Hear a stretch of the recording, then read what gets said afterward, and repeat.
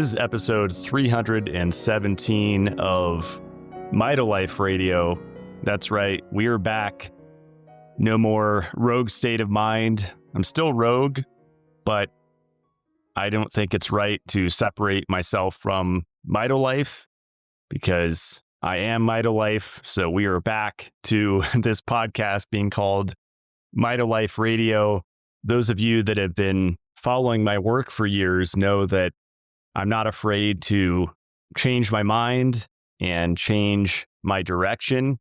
And this is no different. That was a very short rebrand and a story for another day.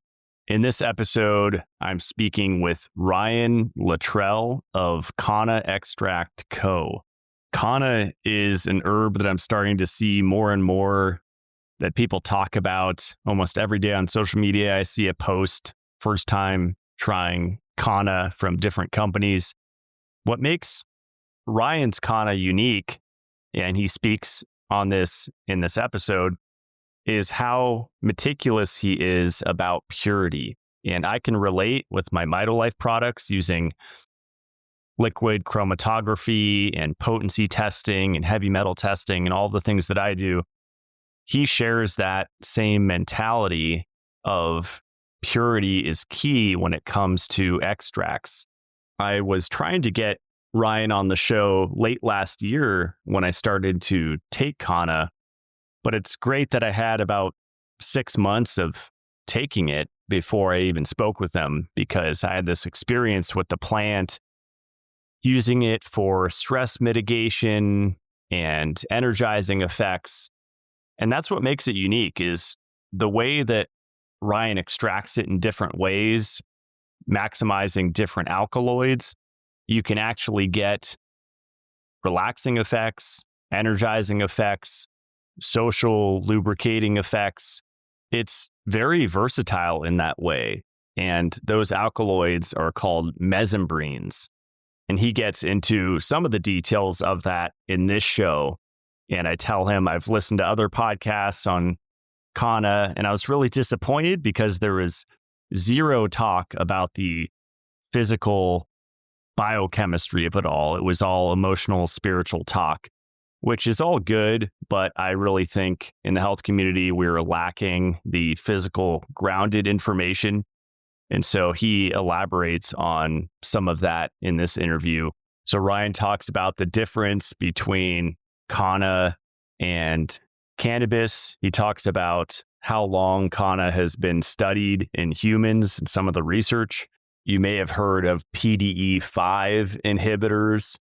He talks about PDE4 inhibition and the benefits of that. He shares how to use Kanna in different ways depending on the effect that you would like. He talks about how to use it in coffee, even how to snort it, which I've been having fun with. And then it's been years since psychedelics / plant medicines have been talked about on this podcast at all. So he talks about that because that's how he originally got into Kanna. So he talks a little bit about that and how Kanna differs from San Pedro, MDMA, LSD, other things like that. I share my thoughts on the importance of minerals and nutrition if someone's going to dabble in those. He talks about the indigenous tribes in South Africa that have used Kanna and the current political climate down there, which I was curious about. This was a really fun show, and if you're curious about Kanna, this is the right show to listen to. So enjoy. Here is Ryan Latreille.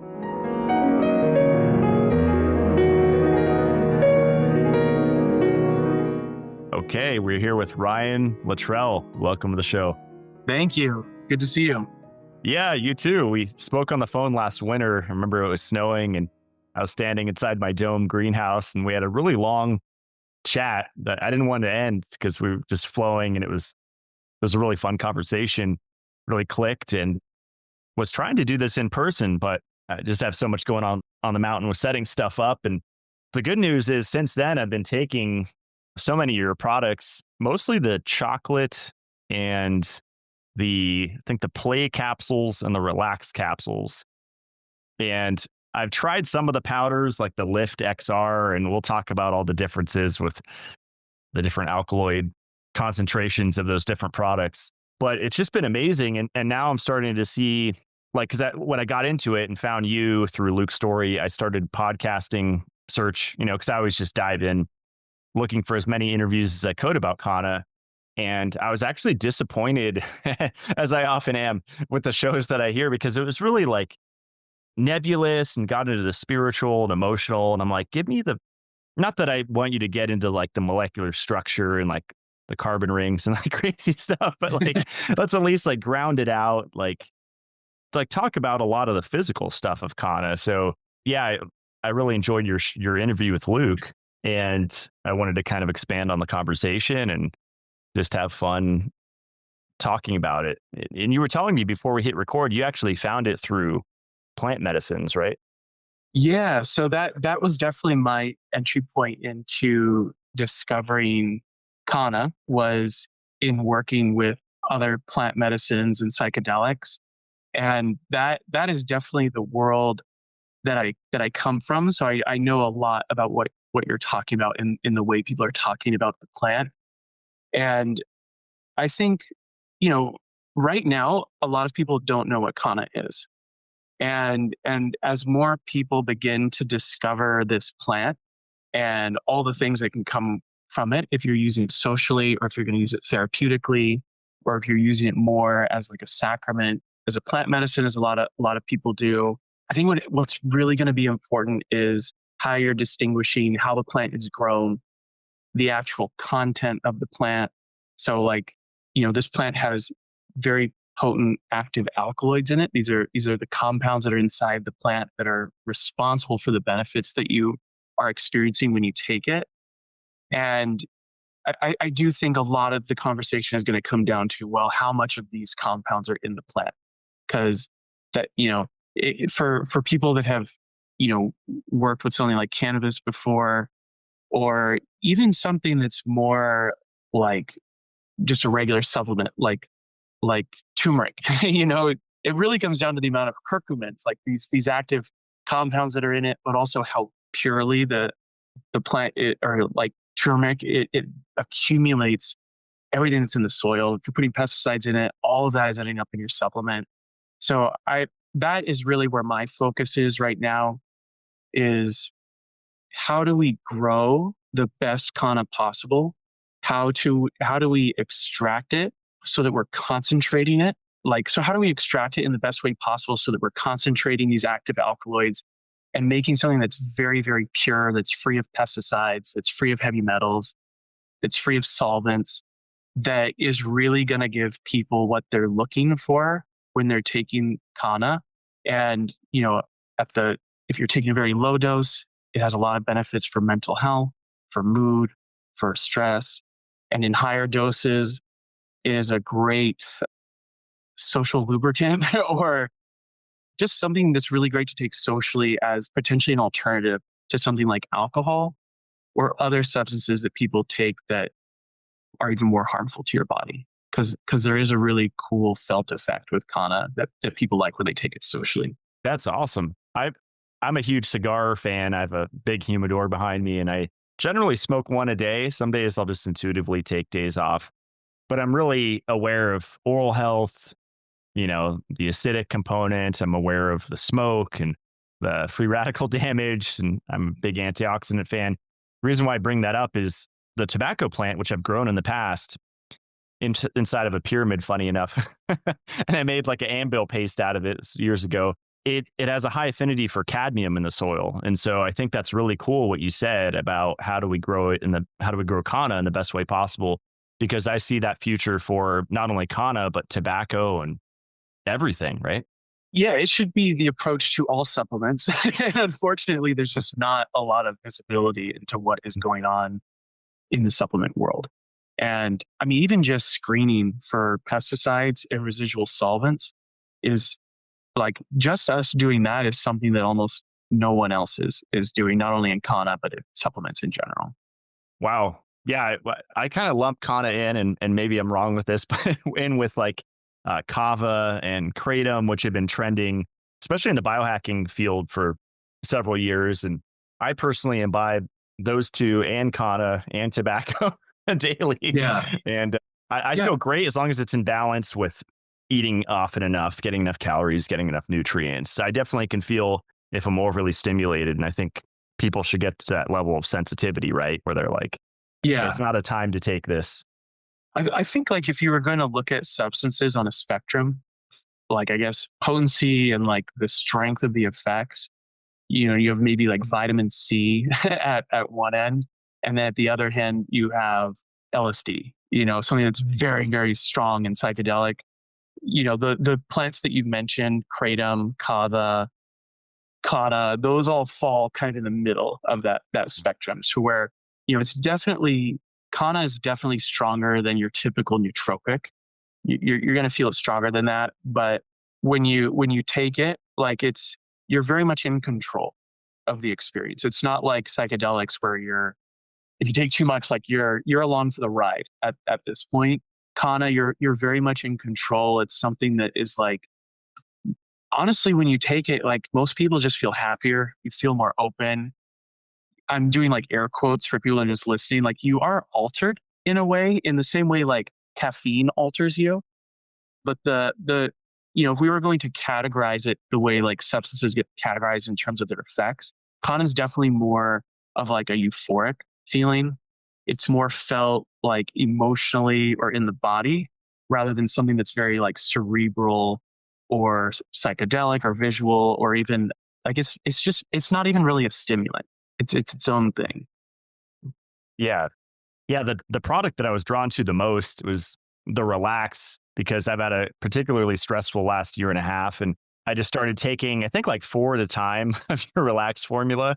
And it did really feel like the chill pill for me. And it could have been placebo, because I think that's very real. But I don't think it was. And I don't know if it was my genetics too, that were just interacting with it in a really powerful way. But whenever I feel overwhelmed now, I pop 4 of those and it does feel like a chill pill. And of course I combine it with all the other supplements that I normally take, but it's become one of my favorites. Where not like I can get super deep on the science. So I'm going to like do my best to keep it surface level. Yeah. If you could start with like, Sceletium tortuosum. It's kind of a mouthful. So the Latin binomial or the scientific name is Sceletium tortuosum. And if you're in South Africa, almost everyone is calling it Sceletium. They don't call it Kanna. Kanna is, I think, just a much better word from like a marketing standpoint, or a better name. And that's what's catching on here in the United States. But like if you're in South Africa, they mostly call it Sceletium. And this plant is very, very complex chemically. I don't know how familiar you are with cannabis, but cannabis is also a very complex plant. I would say Kanna is maybe an order of magnitude more complex because of the measurable effects on the central nervous system from all the secondary alkaloids. And there's 113 that are known so far. And what we're discovering is that there is a lot of like efficacy for different aspects of health. And so some companies are going more of like a pharmaceutical or health route with it, but it has such a strong safety profile that it's actually like very safe to use as a supplement. And that's what's getting most popularized right now. And that's definitely where like my company operates in, is as a supplement. That's awesome. 113, that is wild. In the central nervous system that you mentioned, I was looking into the research. This was months ago when I first started taking it. And that was the part that was most fascinating to me, because it jumped out that it's a monoamine oxidase inhibitor, right? So it has anti-anxiety, antidepressant effects. Correct? Am I correct there? Or so it's too bad my first computer didn't work to do this, because I was gonna share my screen with you, and I have this really cool chart that actually shows all the different neurotransmitters that the 3 primary alkaloids that we work with are targeting, and it's pretty impressive. I can actually text it to you right now if you want. Sure. Yeah, I could probably post it in the show notes.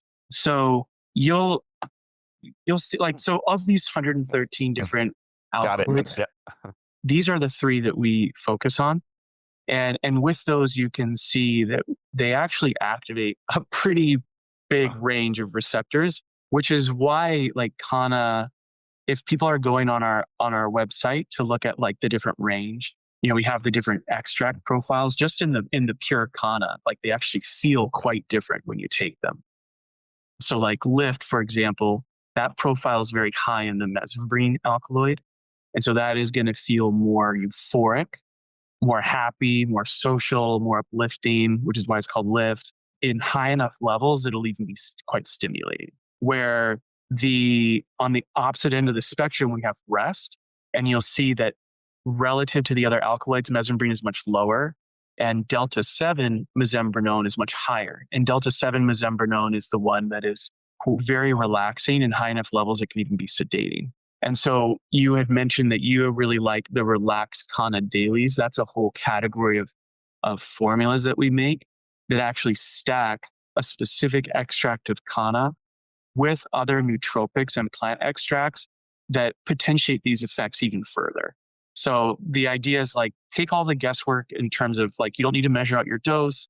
You don't need to build your own stack. Like we've done the work of sourcing the best possible like ingredients to stack with this, formulating it for you. So like relax.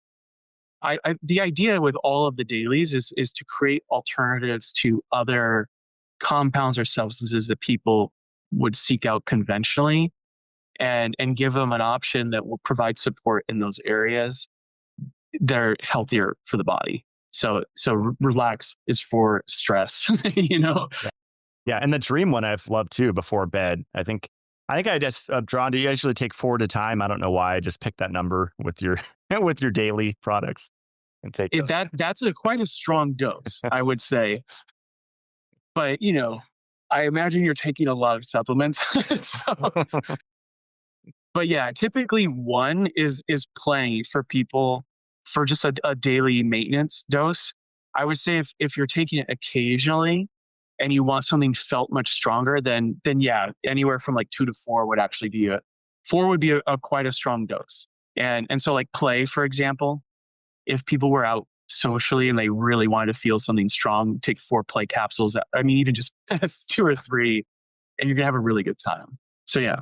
That's awesome. Cool. And the chocolate too, because I have a bunch of contractors here building shops and electricians and plumbers. And every time I go out, I give them different drinks. And usually I have your Kanna chocolate.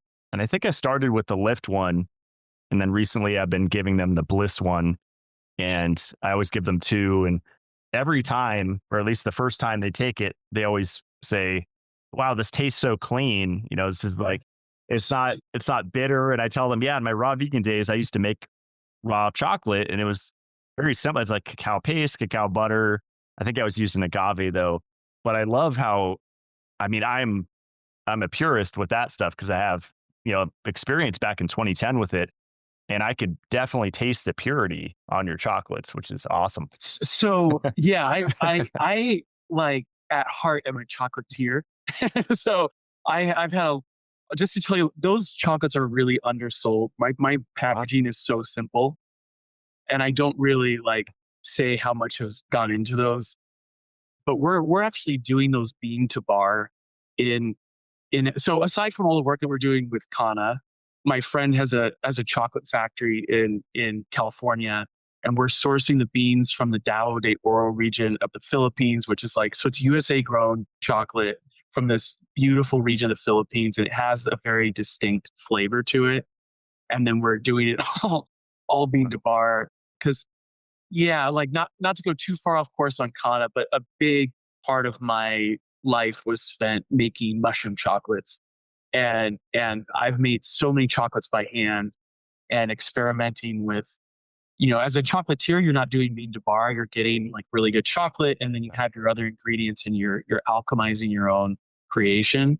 And so this was really for fun to make some really, really, really good Kanna chocolate. Unfortunately, like it's so hot now across most of the United States that we can only do ship the chocolates in a very small window. So yep. We shipped out a bunch last week and they melted. So right now they're not in stock.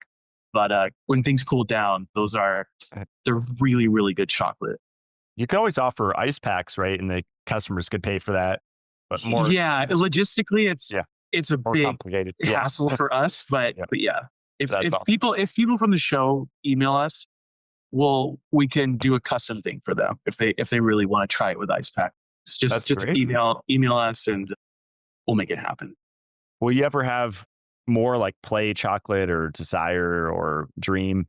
I mean, I could if there's enough requests for it, we could. There's already so many SKUs. Like so, Yeah. a big part of what I do is actually provide the bulk extracts Mm. for other brands that want to put Kanna in their in their product, and you can do a lot with Kanna. Like, I mean, the retail products that you see on our site is really to show our range for people that want us to do like contract manufacturing for them or product development. But you can put it in a drink, you can put it in a little shot, you can put it in gummies, dissolvable tablets. I mean, there's a lot you can do with it. But yeah, we already have so much, so many SKUs. We would need a lot of requests to do under 5 SKUs of chocolate. Yeah, I can relate. Yeah, the logistics of all that. I want to kind of get back to a little bit of the chemistry of it. I think I've heard it. It was either in a study or a podcast that it has like a regulating effect on the central nervous system. Is that accurate? If you're consistent with it over, I forget what I heard, a month or something, or Yeah. So if you go into, if you want to put this in the show notes as well, I can send you a research paper that came out a couple of years ago that was basically a synthesis of all the research or most like the main research that had been done over the last 30 years. And in it, it has a lot of like case studies. What makes Kanna unique, especially in like the realm of microdosing or working with plant medicines, Kanna has actually been studied on humans for over 30 years now. So we have a lot of good research on it, especially in low doses for mental health. And so what, the main modes of action from a pharmacology standpoint are it has SSRI like activity. So it behaves somewhat like an SSRI, but lightly is like literally how they describe it in these studies. So it is allowing more serotonin to float freely in the synaptic cleft. But I think what really has it stand apart from like a synthetic SSRI is it's a light action and it doesn't have all the side effects that synthetic SSRIs do. That SSRI like activity is paired with a rather potent PDE4 inhibition. And PDE4 inhibitors, like if someone Googles that and looks up what it is, you'll see that they're actually in the pharmaceutical world, they're prescribed for pretty severe mental health issues. Cialis, right? Because that's actually, that's a PDE5 inhibitor. Oh, that's right. I got that confused. Right. Yeah. Okay. So it's like a whole class of PDE inhibitors, 1 through 5, or I think it's 1 through 5, and they each do something different within this like metabolism that's happening. But PDE5 inhibitors are great as like a pro-sexual drug, and there are actually alkaloids in Kanna that have PDE5 activity. So. But anyway, PDE4 is actually really great for bipolar, schizophrenia, ADHD. And I guess I should really preface, like, I'm not making medical claims that our Kanna extracts help this. Like, you really need to see a doctor for that. This is research that's been done primarily a company called Mesembrine, which standardized a very low dose extract. They basically just standardized a mesembrine extract in Kanna, very, very low dose, about 10 times less the potency of ours. And that's what all this research is done on. Like, there's not really anything besides the standardized extract of mesembrine, but that's what I'm speaking to, these studies about that. Not making clinic claims about our extracts, but the reason why in the pharma world you don't hear more about those being prescribed is that they have really strong emetic side effects where you vomit basically when you take them. Okay. Yeah, and so but they are actually very, very effective. And there seems to be something very unique and special about Kanna, that it's this dual action of both of these things happening at the same time. It provides a lot of benefit for depression and anxiety. And yeah, those, what they find is like a very low dose taken over a 4 to 6 week period consistently is when people start to see significant benefits in these areas. And what is really cool is that they find that the more that they take Kanna, the less that they need it. So it kind of has this like reverse dependency thing where, I like the way I think about it is actually like upregulating this whole serotonin pathway from start to finish. And I think it's actually helping your body come back online. There's a lot of other things that are going on with Kanna as well, but that seems to be like the primary thing that's happening on a chemical level. That's awesome. Just looked up PDE4 inhibition because I've dove into PDE5, which I'm really aware of, like prostate cancer, and I've seen guys get taken down with that. And there's some research that sildenafil or Cialis helps with that, and just PDE5 inhibition in general. But I'll have to dive into the PDE4 because I'm seeing like psoriasis, inflammatory conditions, Yeah, pulmonary conditions. It's like, yeah, and those are all things that potentially have a root of some kind of imbalance in the central nervous system. And so if you can bring more balance, you're going to be bringing, you're going to help with these issues. And, I've seen some work talking about even helping calm or regulate like the vagus nerve. And, another thing that's happening that I think is really important is that it's not just working on serotonin. It's a bioamine releasing agent. So it's actually helping stimulate production and release of also dopamine and norepinephrine, which are also very important neurotransmitters. okay, interesting. Yeah, it's fun combining it with so many things, is I'm sure a lot of biohackers are. I mean, sauna has an effect. I've been on your Kanna when I go in the sauna, or when I use my crystal singing bowls inside my pyramid. And Yeah, all yeah. these different combinations, it just seems to synergize with so many things that I do, where I do feel like an amplification effect.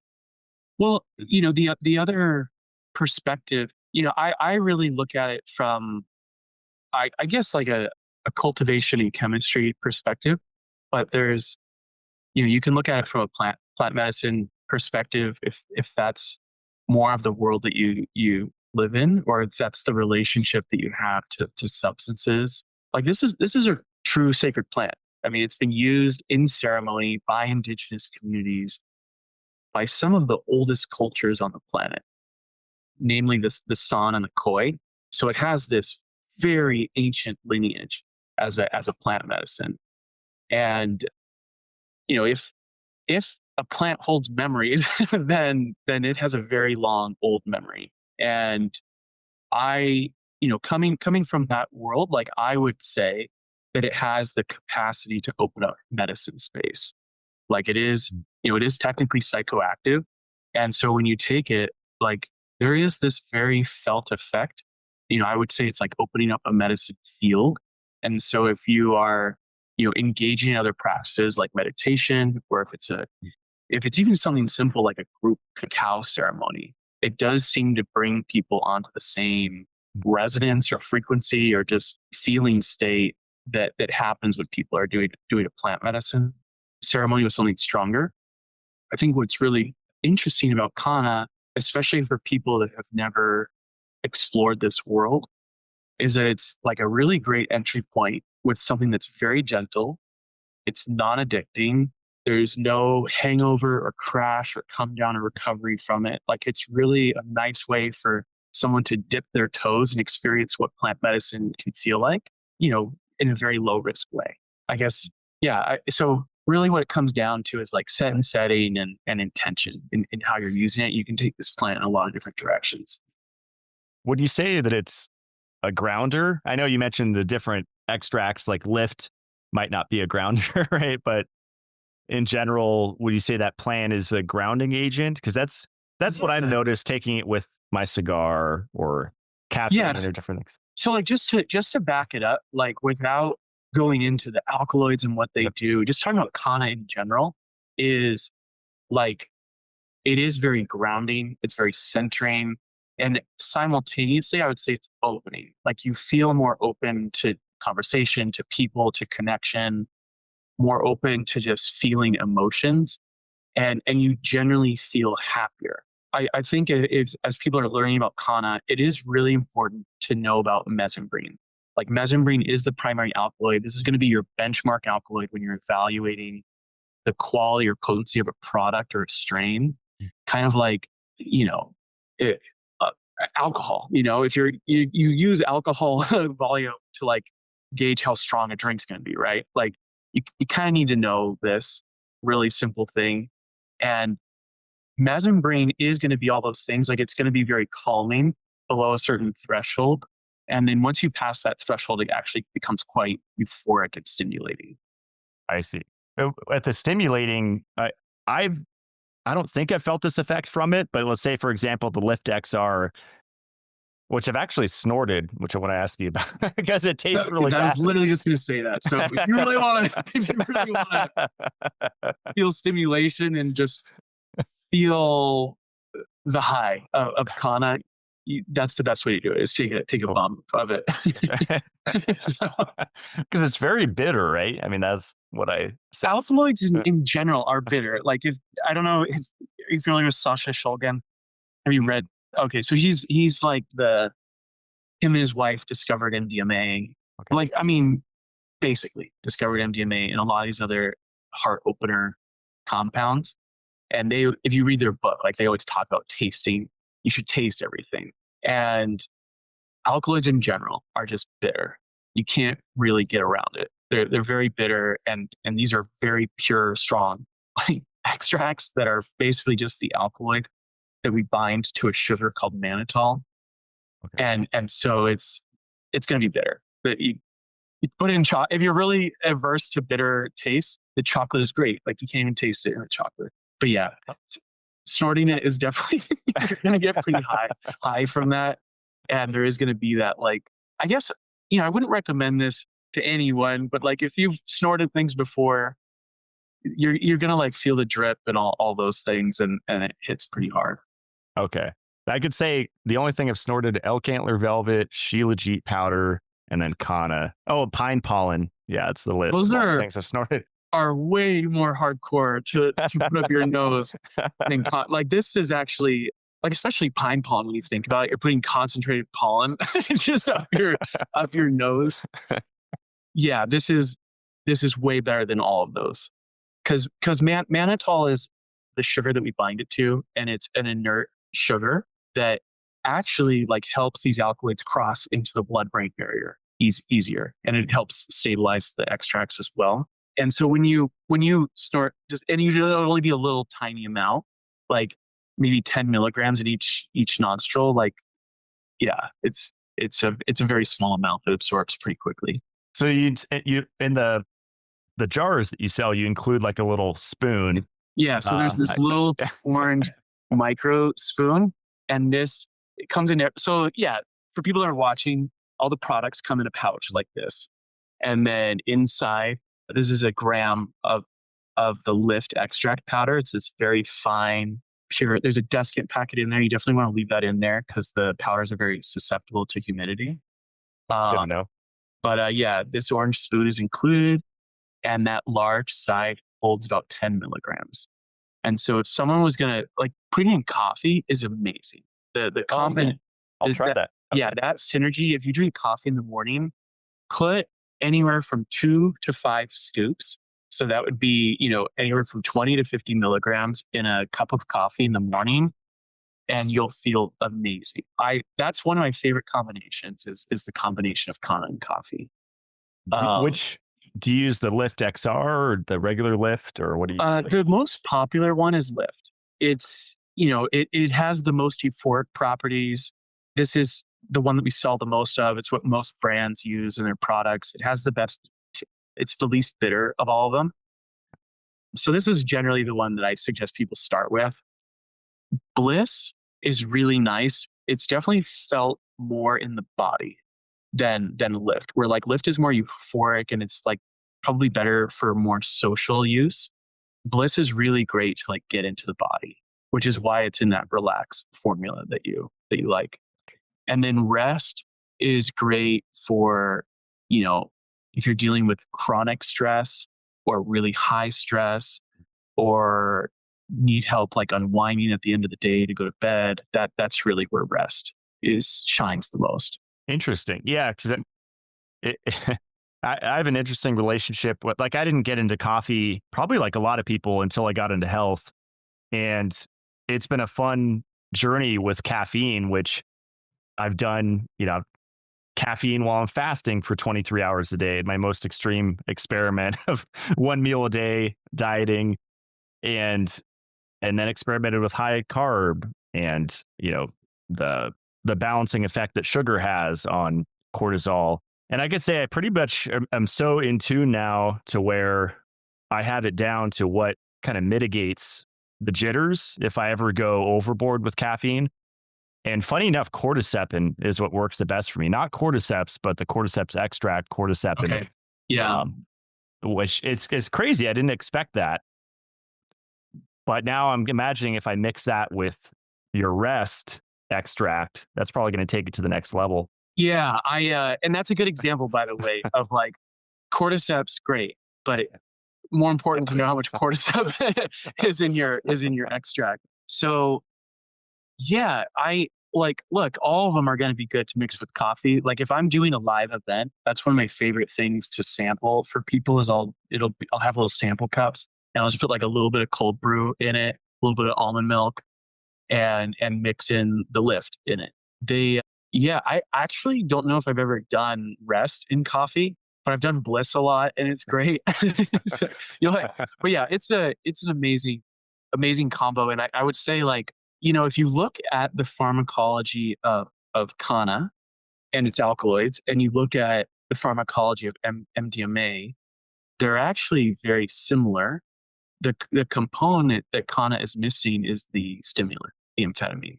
And so when you combine Kanna with a stimulant, you start to get closer to that chemistry, and it actually like feels. And again, I guess this is very subjective too, but to me, it feels almost like a microdose of MDMA when I combine Kanna and coffee, and without the aftermath, like or hangover come down. You just feel like I feel really happy, really in my heart, and I would say that is the general consensus when I sample it at events too. What people feel. That's awesome. Yeah, it's it's funny being in the health field for 15 years now. I'm sure you've seen the purists that are like not only anti-coffee but anti-stimulants, like anti-caffeine in general. And why do we need all these uppers and downers, and you have to balance it all out, and you're just on this roller coaster. How I perceive it is the world's just so psycho right now, and like there's so many stressors, like unlimited amounts with, I mean, even just the notifications on your phone alone. I mean, even if you have it silenced, it's still, you're on call 24/7 now, thanks to the internet. That's a stressor. So it's like, why not use tools to stay balanced in the modern world? And if you want to say it's a roller coaster, sign me up. I'll be on the, I guess it makes life easier and more fun. Yeah. I like caffeine. I'm with you. I think plants are here for a reason. Like there's a reason why they interact with our chemistry in such amazing ways. And yeah, what I'll say is, so we did have a product on our website called Focus, which is one of the dailies. Did you get to try those?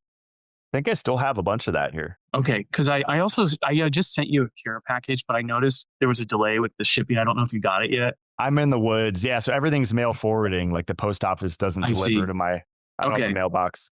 I sent you a bunch. Focus is quickly becoming one of our most popular products. I had to take it off our website because our credit card processor wouldn't let us sell it because of one of the ingredients. Was it guarana? Or no, it's Mucuna. Have you ever worked with Mucuna? Yep. Very safe plant. It's a velvet bean extract. I don't know if you've seen those pods, and we extract a high amount of the L-dopa from it. And that's a very important part of this formula. And and it has guarana, which has a natural caffeine content. Anyway, you can still get it on Amazon, but that one is amazing for people that want to try like a good combination of Kanna with caffeine and L-dopa. It's like, Yeah, it's really cool. But then play is another one of the dailies that doesn't have caffeine, but it has rhodiola and theobromine, which both will provide energy, but without as much stimulation on your central nervous system. Do you know how much caffeine roughly is in like a serving of focus? One capsule would have the equivalent of a half of a cup of coffee. Okay. Yeah. So is that a cup of coffee is like 90, right? I think it's been a while since I've looked at it, I think. I know I would have to go look at the I'm pretty packaging sure. to tell you the amount, but like I remember from just talking to people and also formulating it. That's how we formulated it, to have about half a cup of coffee. Cool. Yeah. Yeah. My experience with stimulants in general is as long as you have enough fuel, or me personally, if I have like eggs and sourdough and milk and cream and butter, and I just have enough fuel, then it's hard for me to get overstimulated from things. That's my personal experience. It might help to live in Idaho. Yeah, definitely. Definitely.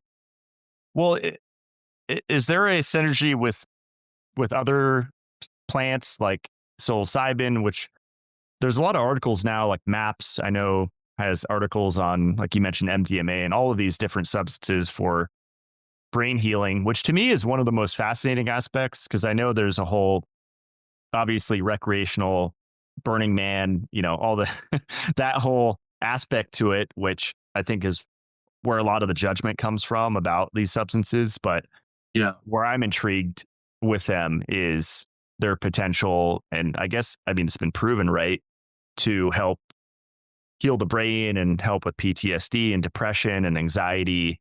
And I'm just wondering where Kanna fits in there, with whether it's San Pedro or psilocybin. Yeah. So generally, psychedelics and plant medicines are categorized based on the effects. So you have entheogens that are, those are the classic psychedelics, like LSD, ayahuasca. You have entactogens that are much more body oriented. And then there's a category called empathogens, which are also called heart openers. So these are compounds that promote empathy, which is where that word comes from. And so, yeah, San Pedro falls in that category. The more classic ones would be like MDMA, which MAPS is doing all these studies on to show like how having that kind of experience can help with things like depression, PTSD. There was a lot of work being done before it got banned, and how it can help with relationships, like enhancing intimacy and really like enhancing emotional intelligence, which is, I think, really maybe underappreciated in these, but really important. Is, there's this whole world of emotions that's critical for just being with other people on the planet. Yes. It's not really like yeah, it's just not. I would say like maybe in our communities and plant medicine communities, it's more of a topic, but I would say definitely not mainstream. It's not like focused on or talked about. And it is cool how this intelligence is something that a lot of us possess innately. And when you have the help of these kinds of experiences that these plants produce, like it kind of activates that and bring it online, where you begin to be able to, I guess, find the words to understand what you're feeling and what other people are feeling. Where I think some people go a lot of their lives without ever really understanding what's going on inside emotionally. Yeah, and like you said earlier, the set and setting, and from my personal experience with those years ago, like I felt like I never saw myself as a public figure ever. I was a very shy kid growing up, easily embarrassed, social anxiety my whole childhood, and broke out of that. And I do partially thank some of these journeys that I had. And yeah, they were largely in a recreational setting, say like festivals and stuff. But it was with people that I trusted most of the time. I did have some with questionable characters, but I think that's the most important thing, is being Yeah. in the right place. It's the right time to experience it, and you're with people that genuinely have your best interest at heart, that don't want to deceive you or manipulate you. And So important. Yeah. Mhm. Yeah. And I like, ironically, like that's how I came to Kanna and came to have a supplement company is through psychedelics, which I think is kind of the opposite of a lot of the brands that you're seeing in the psychedelic spaces. They come from corporate spaces or from regular supplement companies, and they're wanting to get in to psychedelics.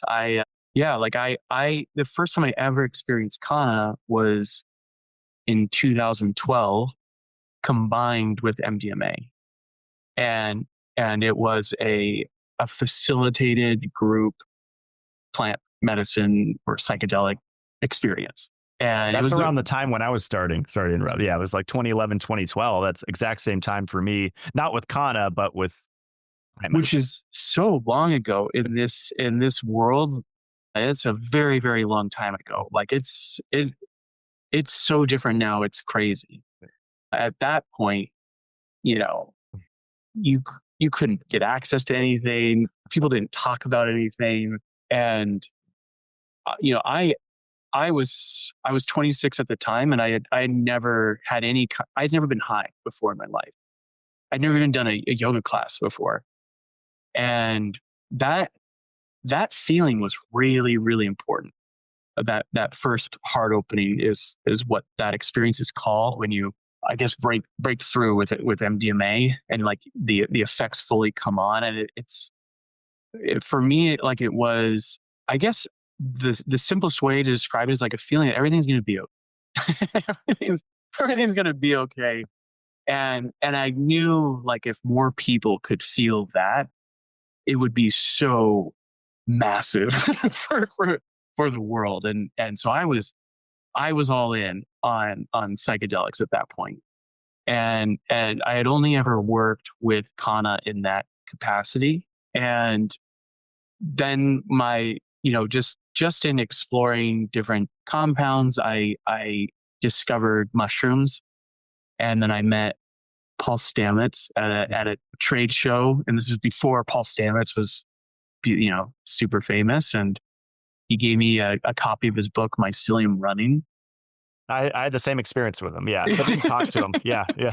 And, and I went back to my hotel room and I read it. I was like, okay, mushrooms are it. And then I spent many years, learning everything I could about mushrooms, growing mushrooms. I mean, he used to teach workshops on how to grow mushrooms. So I took all of his workshops, and I mean that's what I did for many years. And then, as microdosing became more and more popular, I really wanted to find something that checked all the boxes that microdosing mushrooms checked, but was also not scheduled and was legal. And so, I was looking at Kanna, and it's psychoactive. Like you feel something when you take it. It has real efficacy for mental health, and it's actually backed by studies with humans, not just in vitro studies. It's a true sacred plant. Like it has a lineage as a plant medicine, and it's legal. And so that was really when I just started paying a lot more attention to what Kanna was. And then the more I researched it, the more I recognized that there was something really special and unique here. Like this plant has compounds that aren't found anywhere else on the planet. There's, so there's you can't get what Kanna is giving you from anywhere else. And then just in like the process of trying to find the best Kanna, I realized there was a real need to do what we're doing with Kanna Extract Company, which is trying to bring people the best Kanna in the world in terms of the cultivation, the extraction. We work with indigenous communities within South Africa to get back to them and support their culture and their traditional knowledge. And I would say we're doing a really good job to our extracts are the most potent extracts that you're going to find. Like it's the cleanest extracts you're going to find. We're doing third-party lab testing for, going above and beyond what anyone else is doing. It's all published on our website. I did want to ask you about South Africa, because every once in a while I'll hear some stuff about like the politics of like pretty much killing Caucasian farmers. And I don't know all the details, but I'll see posts here and there. And I'm wondering if you ever go through like issues down there because of stuff going on with that. And I see the stuff on X also. And I'm like, shit, it's getting crazy. and and seems nuts down there. Yeah. and so I'll call my my people down there. I'm like, are you guys okay? And like, what? Like they all have no idea what I'm talking about. Oh wow. And so I think it depends where you are in South Africa. Like, I mean, when I'm down there, usually my friends are armed. Like, we're and they will just openly tell me, like, if you go in that area, like you'll die. Like you won't come back out. There are, it is the highest rape statistics in the world, highest kidnapping in the world.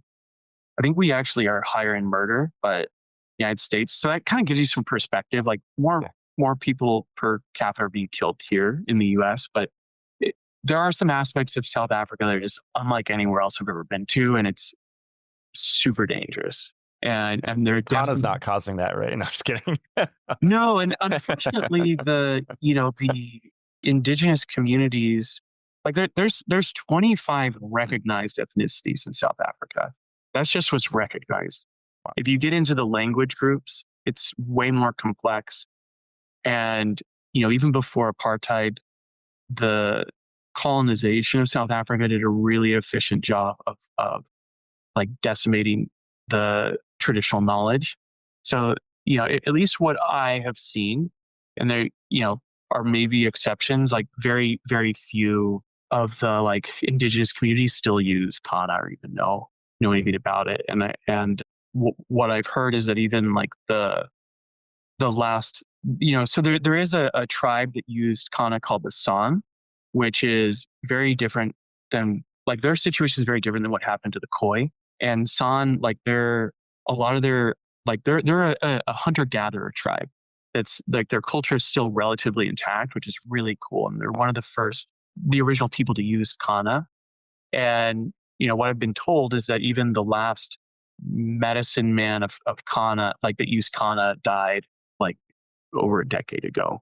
So I'm, at least what I've been exposed to, like there's not a lot left. And that's why like we really try to help.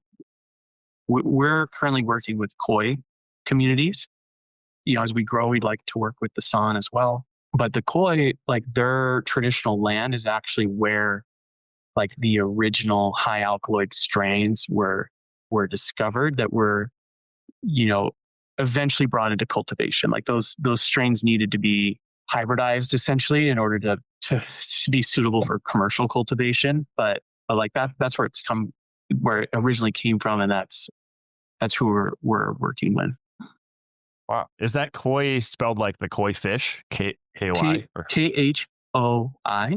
Okay. But it sounds like koi fish.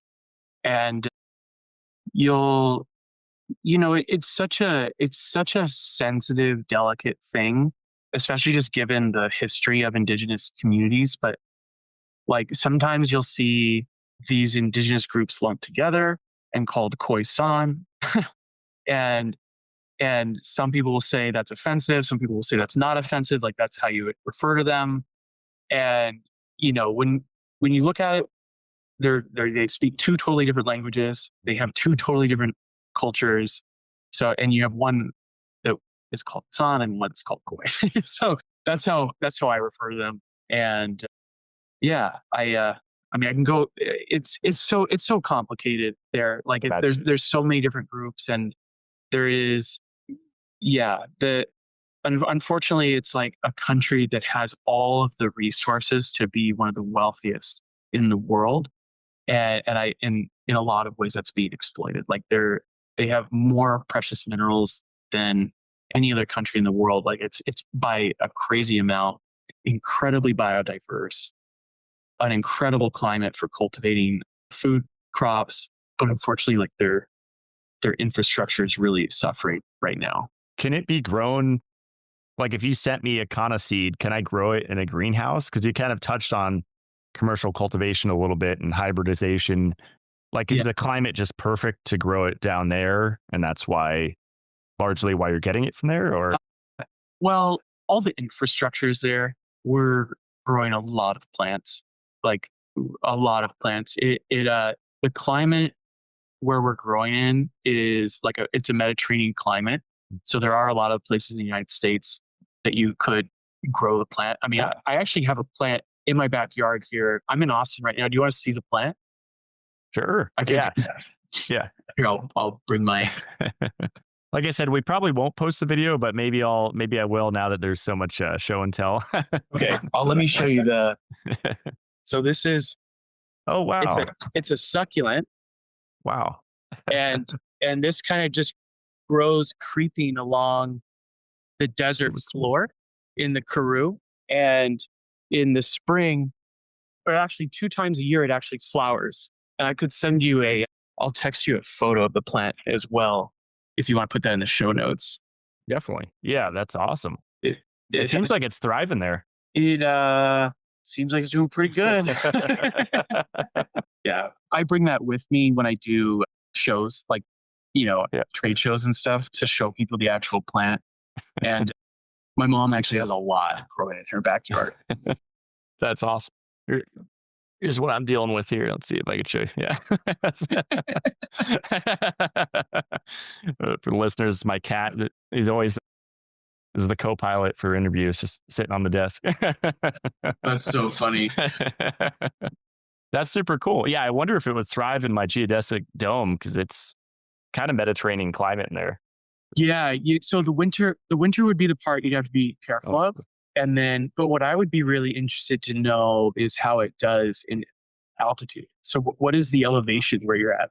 I believe it's like around 2,300 feet. I think. That's actually not that high. So it probably did fine there. Yeah. Okay, cool. Yeah. Yeah. I am curious to see, like, I've never taken it into a high altitude area. I didn't take it with me when I was in Tahoe. Yeah, bring it with you when you visit my mountain. All right. I'm actually, are you going to go to the MAPS conference? I have never been to one of those. I'm curious though, because I've only been to, like I mentioned, the paleo conference, just one of those, and then the biohacking conferences, well, formerly the bulletproof ones. But I really haven't been to conferences in years, and I would like to branch out to different ones, longevity conferences or MAPS conferences. That sounds fun. Yeah. Yeah. So it's in June. I think it's like June 18th. It's actually that week of June 18th. And we'll be there. Oh, great. And we'll have tons of Kanna. If anyone is in Denver and wants to come and try Kanna, come say hi at the booth. And but yeah, if you're ready for a visit, that would be a good time, because I'm actually going to drive there and could potentially do a room trip out and bring the plant. That'd be great. Yeah, let's plan on that, because I'll probably have my hands full with my bunker extension and trying to finish my pyramid. So, yeah. We didn't mention the drops, which I think I've tried once. The drops are really cool. Is that just meant to be kind of an under the tongue thing? Yeah. So it's the extracts. It's actually the lift extract in an oil form, and it comes in a small vial like this, and it's very strong. Like, a dose is literally just one little drop, and you put it under your tongue. And what's nice is, I guess it's a little bit easier to work with than the powders. And if you do it sublingually, it's much stronger than taking it orally. Like, if you're mixing it into a drink or something, you need a lot less to get the same effects. And I would say it comes on much faster too. Interesting. Okay. Yeah. I wonder, I used to fill empty capsules with liquids, like I did it with like methylene blue in the past. And I guess that would probably be a megadose though. That'd be several drops. Well, yeah, methylene blue is one that makes sense to put in a capsule. But if you hold something here, for people that don't know, that have never taken something sublingually, if you hold it under your tongue, you have 2 capillaries there. So these alkaloids will actually get absorbed into your bloodstream. So you don't have to get absorption through your GI. And a lot of people lose, everyone's GI is different, but a lot of people lose like the active compounds when it hits stomach acids and stuff like that. Awesome. I'm seeing if if we had any questions. I mentioned to Ryan before I hit record, normally I ask the listeners on Instagram for questions. And yeah, nobody sent in any because I think nobody knows what Kanna is. So it'll be great to educate people with this show. Yeah, maybe we should. I don't even know if we talked about that. It's a plant that grows in South Africa. It's a succulent, and South Africa is actually has the most biodiversity of succulents in the world. And these are like an ancient plant, like species of plants, and it just sort of creeps along the desert. And so you can still find Kanna in the wild, but what we've done is brought Kanna into cultivation. So we cultivate it all sustainably and organically, and we've basically, like, not through like genetic modification, like, in a lab, but through like plant husbandry. I think that's what you call it. Is like we've actually created really, really cool strains that are not only very potent, but have unique alkaloid profiles. So they feel different ways, which is where that different range of extracts, lifts and reps come from. And they also just perform very well from like a growing standpoint in grown commercially. Are there three main alkaloids? You mentioned mesembrine and then mesembrinone and then Delta 7. Delta 7. Okay. And then it's just kind of playing with different percentages of those that make. Yeah. So they are technically broad spectrum extracts. The other alkaloids are going to be in there, but in trace amounts. It's really these three that we standardize and focus on. One, because they're in the highest concentration in the plants themselves that we grow. But also with those three, you're able to target all those different neurotransmitters I was telling you about. And so you're able to create a pretty broad range of effects just with those three alkaloids. Wow. That's super cool. Yeah, I'm going to have to study that picture that you sent me of the neurotransmitters, because that's pretty fascinating. You see it touches GABA A, GABA B, which are huge. I interviewed Dr. Scott Schur, which he's at HBOT, methylene blue guy, and cordyceps. He sells that through his company. And he's a huge GABA fan because I guess that's tends to be deficient in people with. And it feels so great when you're in balance. Right. It's so that's called pharmacophoric modeling there. So it's actually like how we design our extracts is to see, what's being activated, to make it feel certain ways. Super cool. Yeah, that's fascinating. And I see PDE3, PDE4, A and B. So there's like a lot of, that whole class is really cool. It seems like that for disease prevention, I know you're not making claims, but it seems like that whole class of PDE inhibitors have a lot of beneficial effects. Yeah. Yeah. And I think what it may come down to is that, a lot of those, that is like very important cellular metabolism that perhaps gets thrown off balance just with life in like what we've done to the world, all the contaminants everywhere in our food and our air. And so just, cells get off balance. And so when you can, especially when you take natural compounds to help bring your body into balance, your body's going to just do, what it is designed to do. Mm-hmm. Yeah. The one study I pulled up, it says wide spectrum of biological activities. Example, anti-malarial, antioxidant, neuromodulatory, immunomodulatory, anti-HIV, and neuroprotection. And that's just like a little bit of what it can do. Just incredible.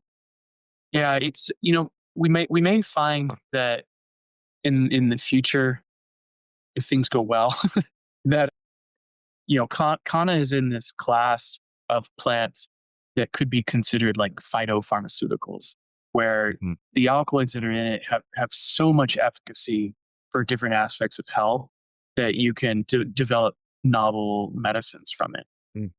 And I mean, there's a pharmaceutical company that is pursuing, cultivating strains of Kanna that are very high in these alkaloids that are, we talked about this earlier, they're PDE5 inhibitors, which is what sildenafil, Cialis, Viagra, like that's how those work.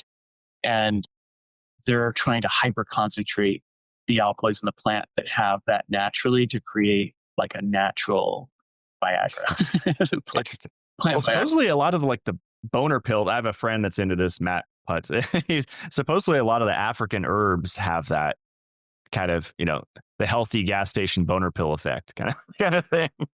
I Well, can't remember the names, but it's a lot of African herbs. And I've tried a few that he sent me just for, because it's good for blood flow for pre-workout and stuff like that too, not just for that, that effect. But yeah.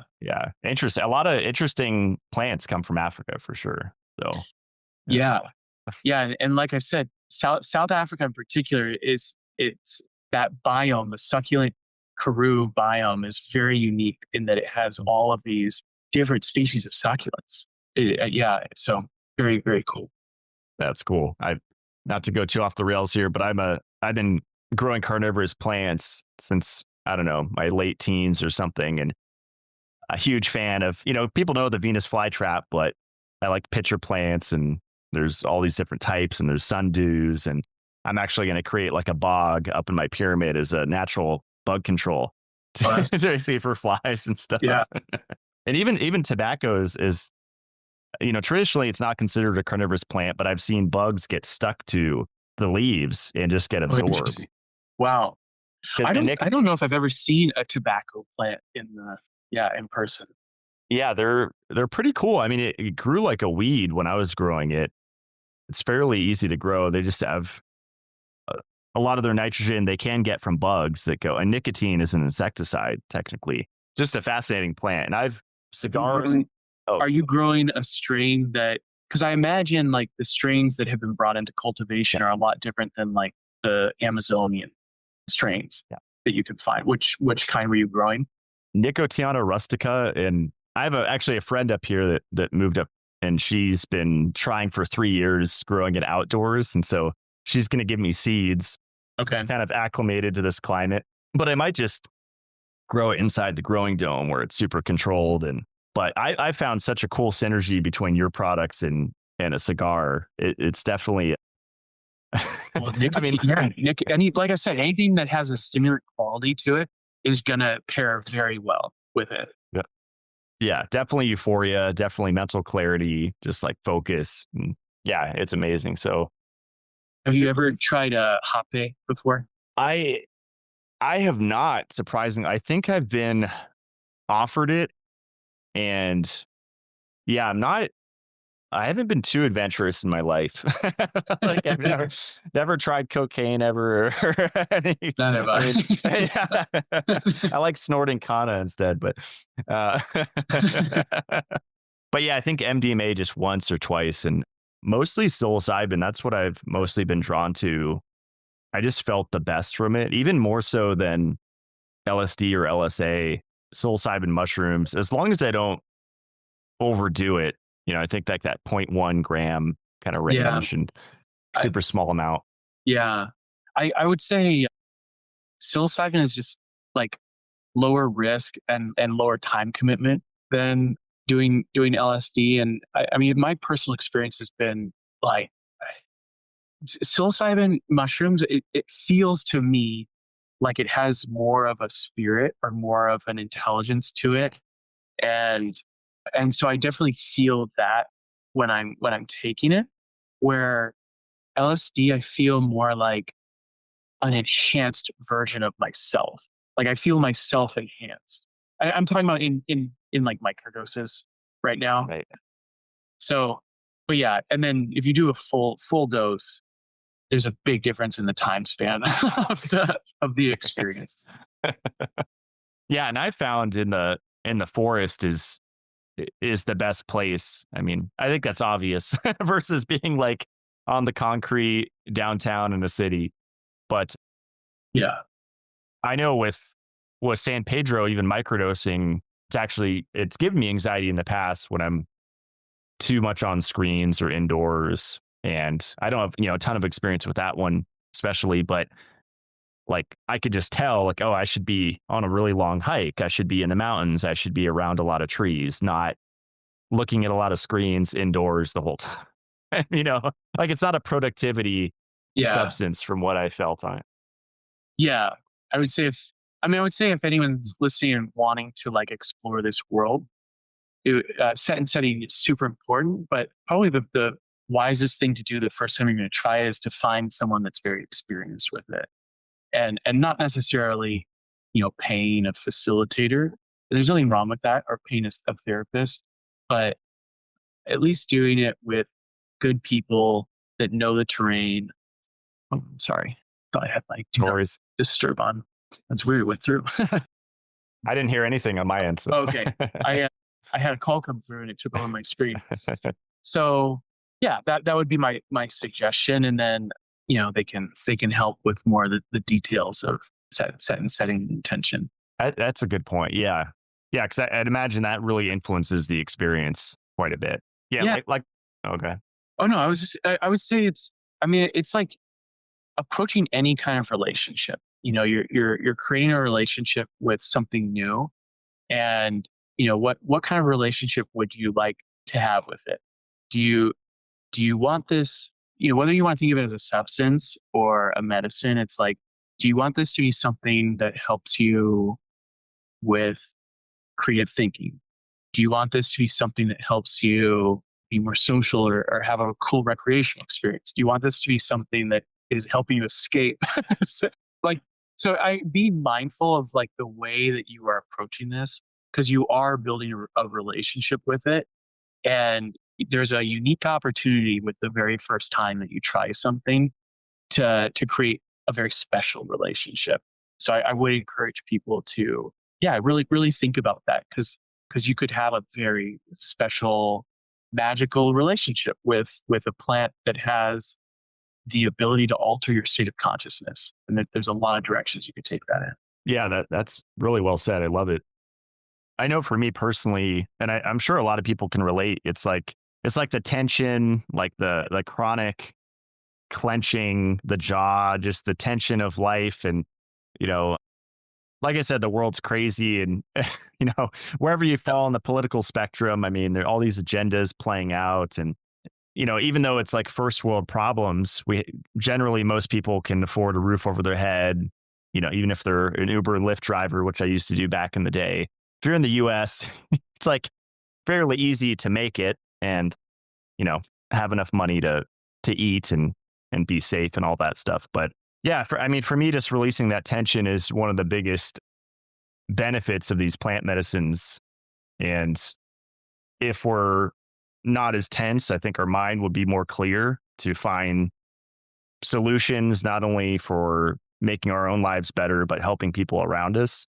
That's kind of the way that I view it, because I just see a lot of judgment, whether it's from Christians or whoever, about psychedelics. And I've gone back and forth over the years, been anti and pro and everywhere in between. And now I just kind of have that perspective on it, where they're Yeah. tools to help us not take life so seriously, because there could be a pole reversal. I've been looking into that. My buddy that lives up here is way into that, the space weather stuff. And, that in the next 10 to 15 years, the poles could, it's been happening slowly, but that could cause more natural disasters.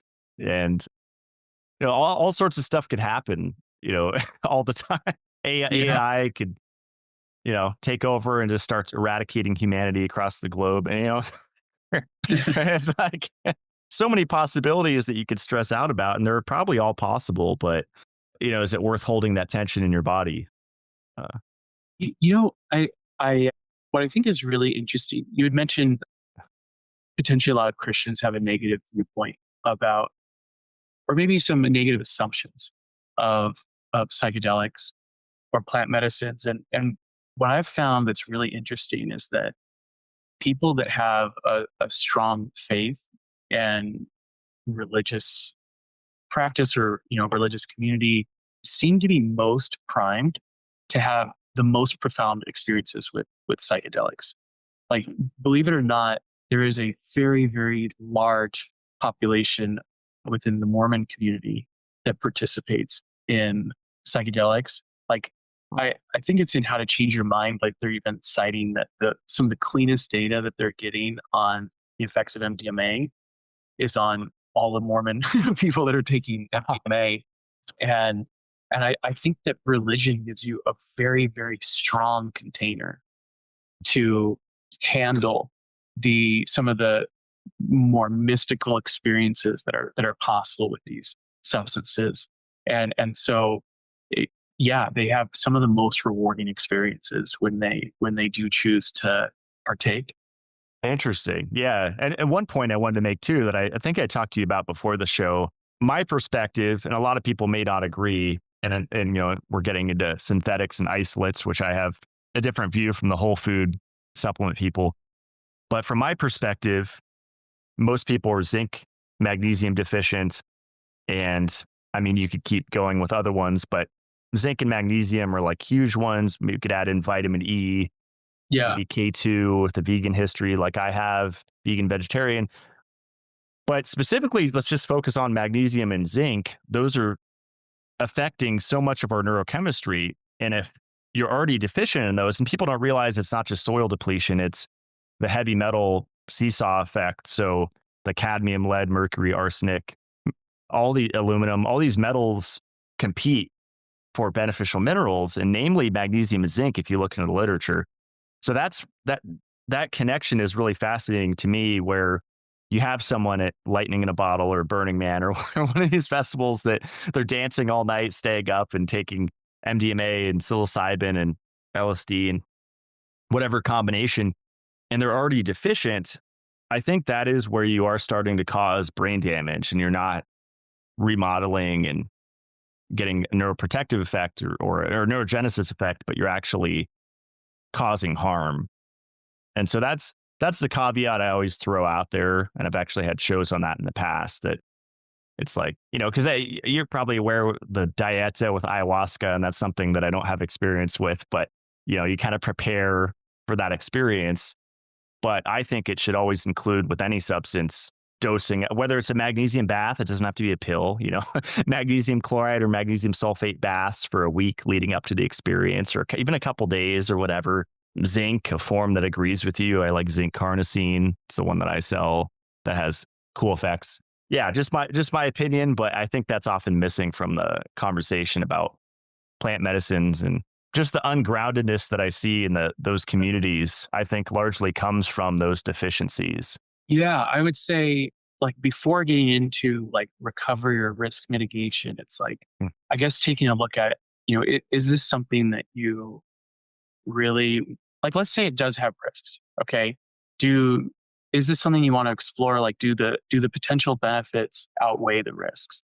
And so for some people, it might be a really compelling choice for them. Like, if they're struggling with mental health issues and just medications haven't worked, therapies haven't worked, and they want to try engaging in something like the MAPS protocol with MDMA, or there's plenty of therapists that are doing psilocybin therapy. That might be a situation where, like, okay, if there's some risks, like if I no longer have depression, that might really outweigh the risks. And I don't think that the only valid reason to explore psychedelics is if you are in pain, or if you're suffering, or if you need healing. I actually think that there is a lot to be gained by enhancing your experience, by understanding more of consciousness, by understanding more of, like, yeah, what's possible in life, or even just being like an explorer. Like, those might all be, if you have that conversation where, yeah, I think whatever potential risks there may be, it would be worth it to experience this. So then you go into the conversation of like, well, what can I do to mitigate risk? And like, all the things that you said, I would say maybe fall into like the category of let's say nutrition.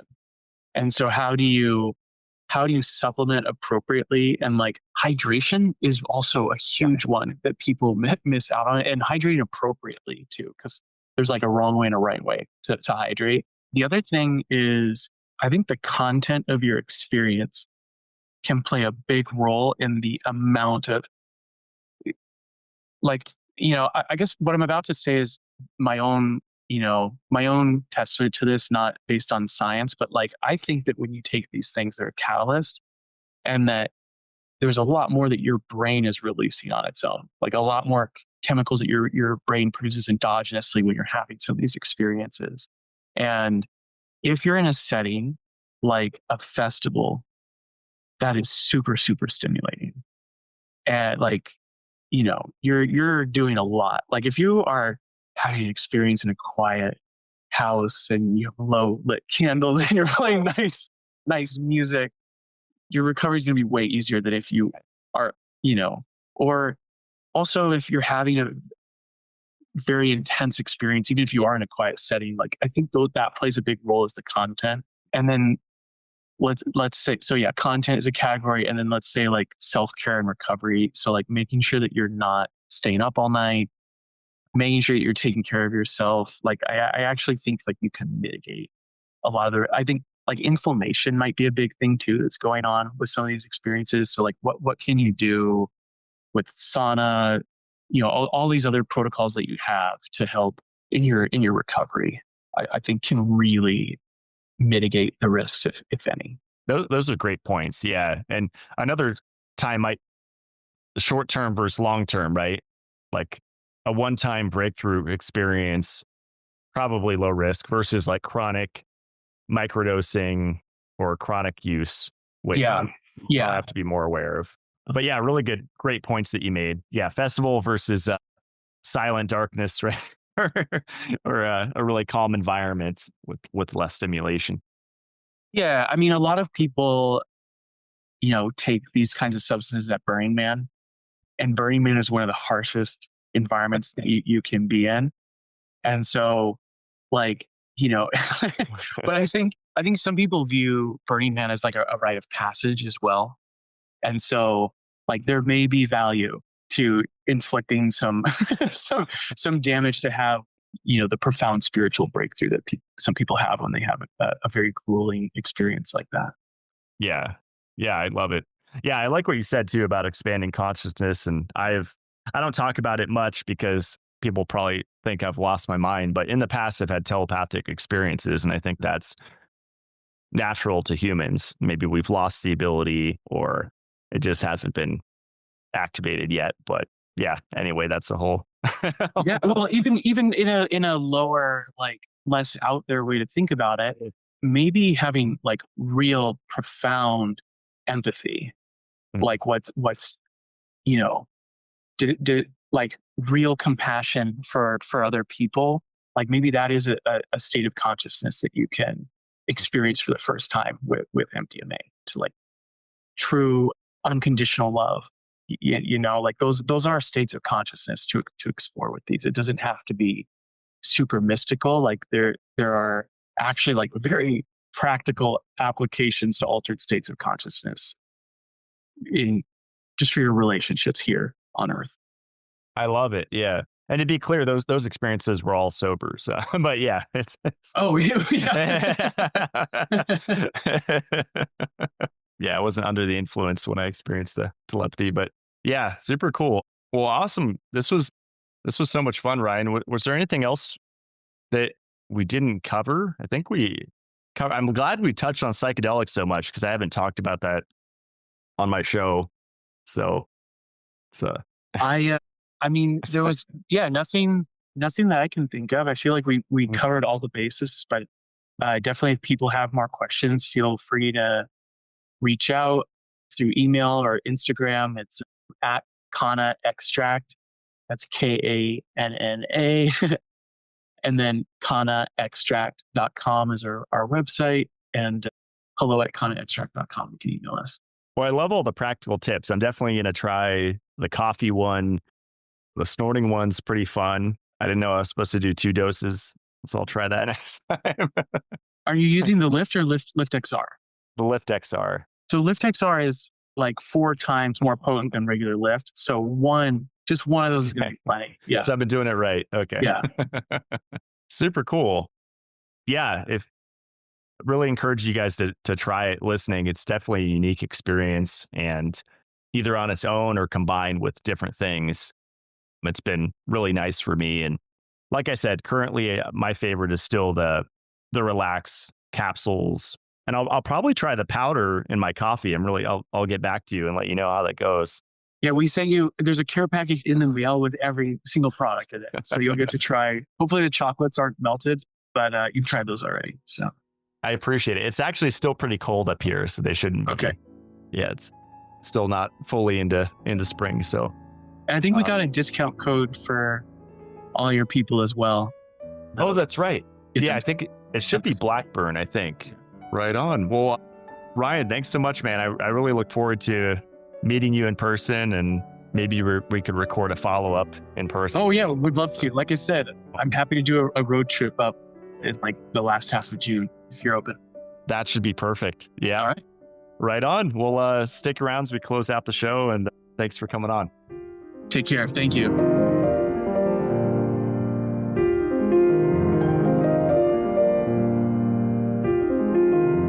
Well, I hope you're inspired to give Kanna a try, hopefully from Ryan's company.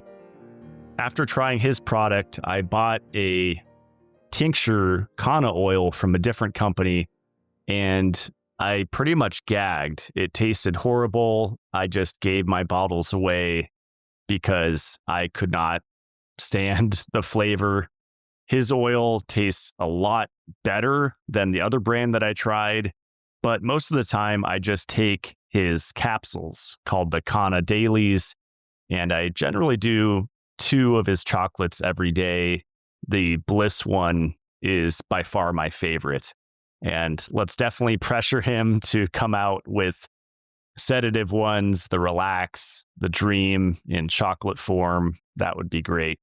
The last year, with moving and having a lot of stress and juggling a ton of projects and communication with tons of people, I definitely have taken my fair share of stimulants.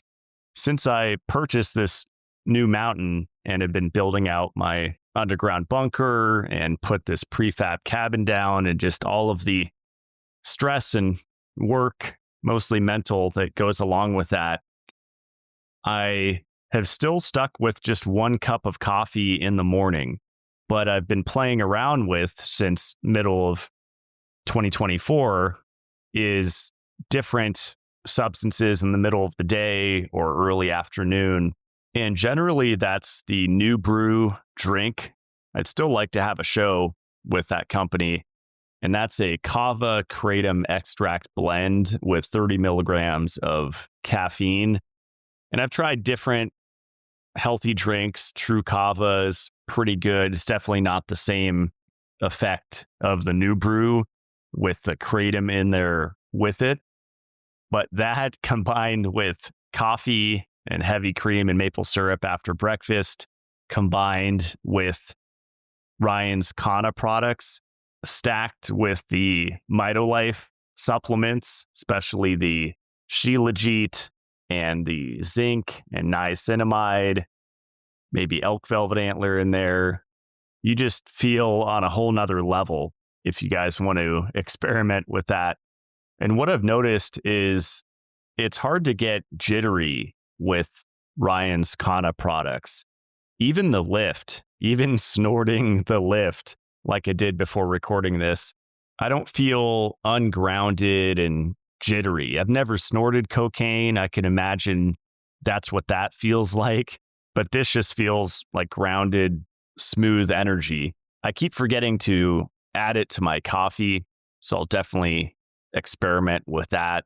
I did find that PDE4 inhibition bit really interesting, how he talked about its connection with bipolar and schizophrenia and ADHD.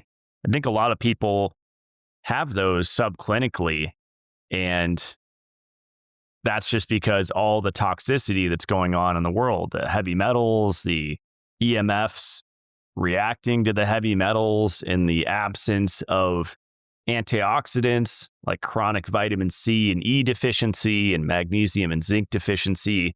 And it's this perfect storm that does create a lot of neurological issues.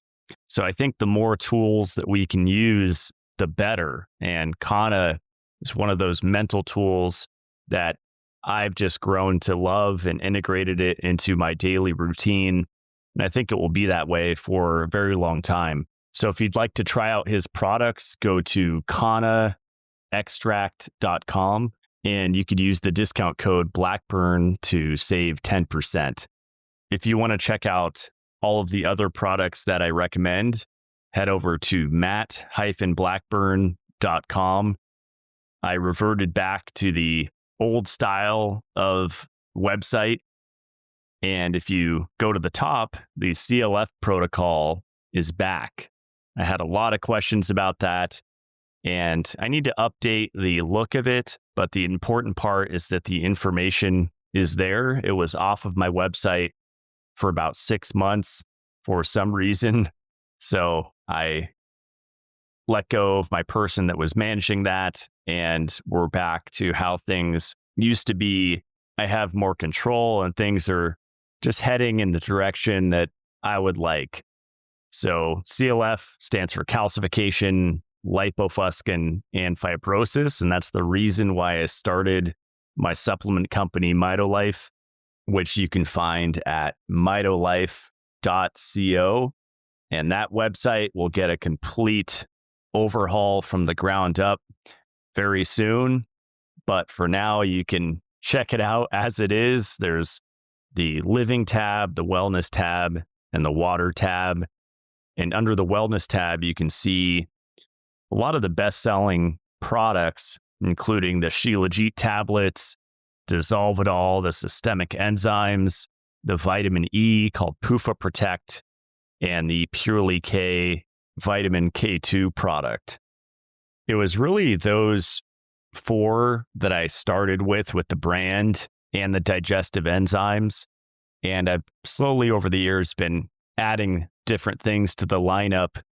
Probably some of the ones I was most excited about that I've added is the vitamin C, and that's called vitamin C with polyphenols on the website. And that is ascorbic acid. So I've changed my mind on the whole food vitamin C thing over the years. And I think some people are still catching on to that. But I did a whole podcast on why ascorbic acid is, by definition, vitamin C. So that's one of the products that I consider foundational that I've added the last few years. Another one is zinc carnosine. Another one is melatonin, high dose. And I would also put lithium orotate in there, which sometimes I pulse it. Sometimes I take 4 capsules at a time. That's one that you have to experiment with and see how you feel on it. One of the big reasons why I take lithium is I have a lot of B12 mutations, vitamin B12 mutations, and lithium is the car that drives B12 into the cells. So if you have chronically high B12 on a blood test, there's a good chance that it's just not getting into the cells. So increasing lithium can help with that. And that's the sort of stuff that I like educating about my products with, because it's way more complex than just labeling vitamin C for immune health. No, it's vitamin C and ascorbic acid for stress reduction, for EMF mitigation, for sunburn protection, internal sunscreen, for neurotransmitter support. And that's the case with all of these supplements that I come with an orthomolecular mindset to. They have all these different benefits when we're talking about vitamins and minerals. You can't just narrow it down to one main benefit. They're all doing dozens to hundreds to potentially thousands of things in the body. If you want to follow me on Instagram, I'm Matt Blackburn on there, and I do a daily coffee fact pour when I'm making my coffee mixture with heavy cream and maple syrup. I post a orthomolecular medicine fact on there using vitamin or mineral therapy and the multitude of benefits that you can gain from that. There's also Mitolife on Instagram, and on both of those accounts, there's a lot of free information. It's just a treasure trove of tools that you can use to support your health and the health of your loved ones. So that is all for this week's Mitolife Radio episode. I will see you guys next Friday. Stay supercharged.